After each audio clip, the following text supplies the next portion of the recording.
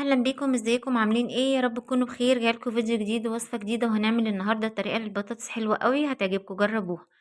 عندي بطاطس قشرتها وغسلتها كويس وقطعتها تقطيع تخين. تمام. هجيب حله على النار وفيها ميه وهحط فيها لو كميه البطاطس كتير هنحط معلقتين ملح، لو البطاطس قليله هنحط معلقه واحده بس عشان ما تبقاش حادقه معانا.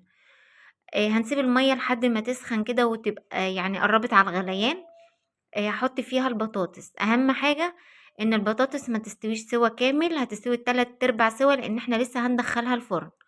كده البطاطس بجربها بشوفها استوت ولا ايه. بصوا، الشوكة بتاعتي غرزت بس ما عدتش الناحية التانية، معنى كده انها استوت 3/4 سوا. خلاص كده اخدها بقى اصفيها في مصفى كده زي ما انتوا شايفين. وبعد كده هجيب صينية هحط فيها حوالي ربع كوباية من الزيت، وهحط عليها البهارات اللي هقولكوا عليها.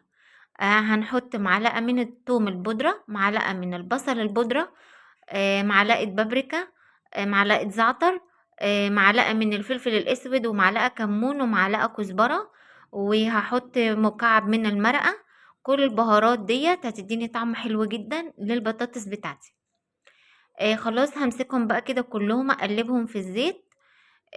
ولو انت اول مرة بتشوفوني ما تنسوش تشتركوا في القناة وتفعلوا الجرس، تختاروا الكل عشان كل ما انزل فيديو جديد يوصل لكم.